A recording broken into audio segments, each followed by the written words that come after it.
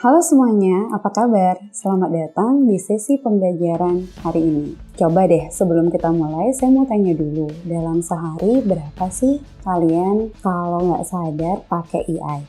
Buka rekomendasi video YouTube misalkan, atau nanya sesuatu ke ChatGPT ataupun asisten virtual, itu AI juga. Bahkan kamera HP kamu yang otomatis fokus ke wajah itu juga dengan AI. Nah, AI itu bukan cuma tren semata, ini adalah salah satu teknologi paling berpengaruh di zaman kita saat ini. Ini topik utama kita dalam materi kita, yaitu kecerdasan buatan alias artificial intelligence. Oke, ini peta perjalanan kita, ada 3 bagian utama yang bakal kita diskusikan. Bagian yang pertama, kita akan mengobrol terkait definisi dan filosofi tentang AI. Apa sih sebenarnya kecerdasan buatan itu dan kenapa ini jadi bahan perdebatan filosofi yang seru? Bagian kedua, kita bahas dari Turing Test tahun 1950 sampai ke ledakan LLM kayak ChatGPT yang kalian kenal sekarang. Dan bagian akhirnya, kita lihat AI itu punya banyak cabang dan bagaimana dia sudah digunakan hampir ke semua industri di sekitar kita. Oke, gak usah lama-lama, langsung aja kita ke materi yang pertama. Definisi dan filosofinya dari AI. Ini fondasinya loh teman-teman. Kalau bagian ini kelewat, sisanya bakal terasa kurang pas. Yuk kita bedah. Apa itu kecerdasan buatan? Jadi, kalau kalian searching apa itu AI, bakal nemu banyak sekali definisinya. Tapi, salah satu yang paling sering dipakai datang dari John McCarthy, orang yang pertama kali mencetuskan istilah artificial intelligence di tahun 1956. Definisinya kira-kira begini. AI adalah kemampuan sistem untuk meniru fungsi kognitif manusia belajar dalam memecahkan masalah. Tapi, coba perhatikan 3 hal yang penting ini. Pertama, AI itu cabang ilmu komputer yang bikin sistem bisa berpikir dan bertindak rasional. Yang kedua, ini yang penting. AI ini beda banget dari program biasa. Kalau program biasa cuma ngejelasin perintah. AI ini belajar dari data dan beradaptasi dari situasi baru yang belum pernah dia lihat. Dan yang ketiga, ada 4 cara pandang klasik untuk mendefinisikan AI itu. Nanti kita akan bahas lebih detail beberapa slide selanjutnya. Jadi intinya, AI itu bukan sekedar otomatisasi, ini soal sistem yang belajar. Nah, terus pertanyaannya, bagaimana cara kita tahu kalau mesin itu benar-benar berpikir? Nah, ini yang ditanyakan Alan Turing sejak tahun 1950. Dan pertanyaan ini bakal jadi jembatan kita ke bagian sejarah selanjutnya. Oke, sebelum lanjut ke sejarah, ada satu kebingungan yang wajib kita luruskan dulu. Karena ini pertanyaan yang paling sering muncul, yaitu AI, machine learning, deep learning itu bagaimana?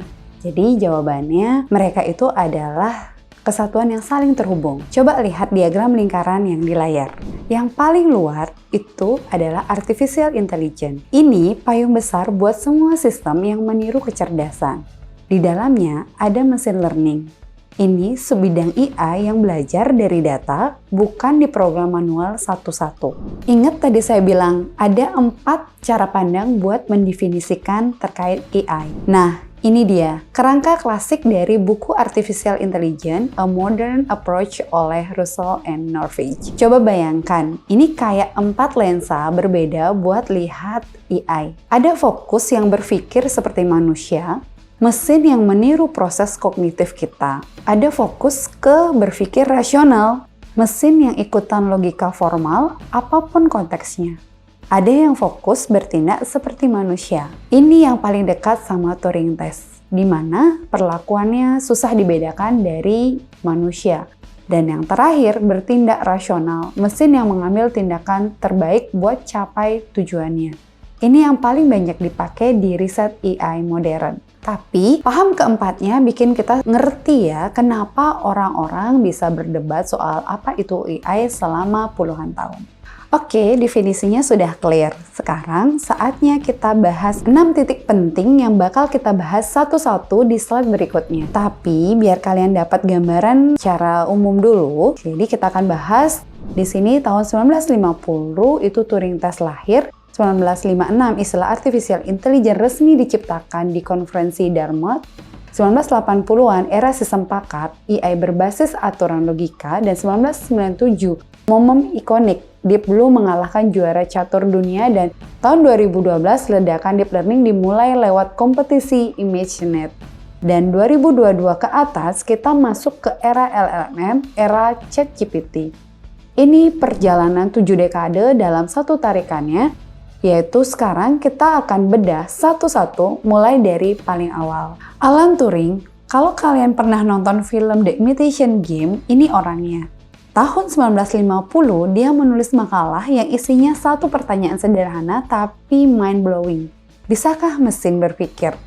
Karena susah jawabnya pertanyaan ini secara langsung, dia bikinlah tes praktis yang disebut dengan Imitation Game, atau yang sekarang kita kenal sebagai Turing Test. Jadi caranya gini, seorang penguji ngobrol lewat teks dengan dua pihak yang gak kelihatan. Satu manusia, satu mesin. Kalau si penguji gak bisa nebak mana yang mesin itu dianggap lulus. Tapi ini menarik, gak semua orang setuju tes ini valid. Tahun 1980, seorang filsuf namanya John Searle ngajuin kritik lewat argumen Chinese Room. Intinya, lolos tes ini nggak berarti mesinnya benar-benar paham. Bisa jadi dia cuma jago acting. Nah, perdebatan ini masih relevan sampai saat ini, terutama kalau kita ngomong terkait ChatGPT. Oke, ini bagian yang paling relevan sama kehidupan kita sehari-hari, yaitu era LLM. Tahun 2017, muncul sebuah masalah judul Attention is all you need. Dia memperkenalkan arsitektur namanya Transformer. Ini yang jadi fondasi hampir semua bahasa modern.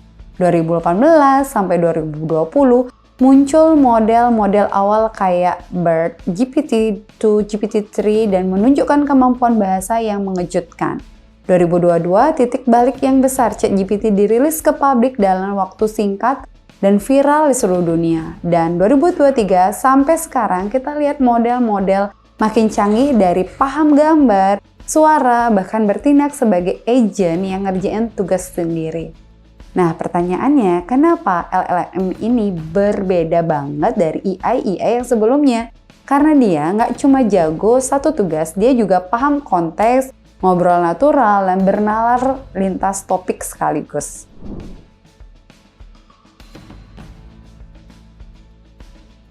Oke, sejarah udah kita telusuri. Sekarang bagian terakhir, cabang-cabang AI dan gimana dia mengubah hampir setiap industri yang ada. AI itu bukan satu hal yang tunggal, dia punya banyak anak cabang dengan spesialisasinya masing-masing. Yuk kenalan sama 4 yang paling utama. Yang pertama, machine learning. Sistem yang belajar dari pola data tanpa diprogram eksplisit. Ini fondasi hampir semua cabang lainnya. Yang kedua, Natural Language Processing atau NLP. Ini yang bikin mesin bisa paham dan mengolah bahasa manusia. ChatGPT ini kerjanya NLP. Yang ketiga, Computer Vision.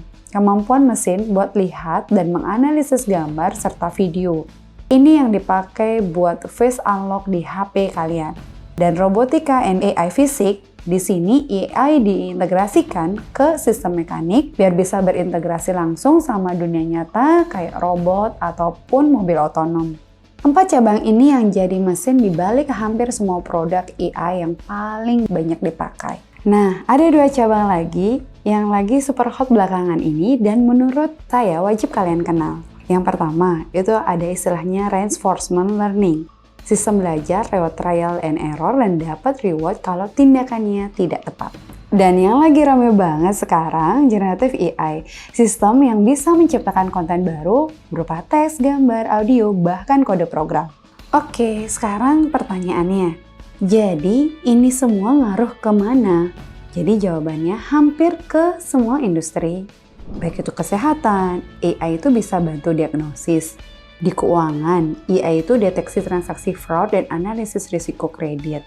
Di manufaktur, AI itu dapat memprediksi kapan mesin bakal rusak sebelum benar-benar rusak. Dan di pendidikan, AI dapat menganalisis personalisasi cara belajar tiap siswa.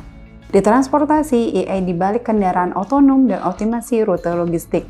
Dan di media dan industri kreatif, AI itu ngasih rekomendasi konten, bahkan bantu kita bikin teks dan gambar otomatis. Coba deh pikirkan, industri apapun hampir dipastikan AI sudah masuk dalam bentuk-bentuk tertentu. Oke, kita udah nempuh pembahasan yang cukup panjang. Yuk kita rangkum jadi 3 poin besar yang wajib kita pahami sebelum kita selesaikan sesi ini. Yang pertama, AI adalah sistem yang meniru kemampuan kognitif manusia. Yang kedua, sejarah AI ini penuh dengan drama dari Turing Test tahun 1950, jatuh bangun lewat musim dinginnya AI, sampai terobosan deep learning dan LLM yang kita nikmati saat ini. Dan yang terakhir, AI punya banyak cabang dan sekarang sudah menyusup ke hampir semua sektor industri di sekitar kita.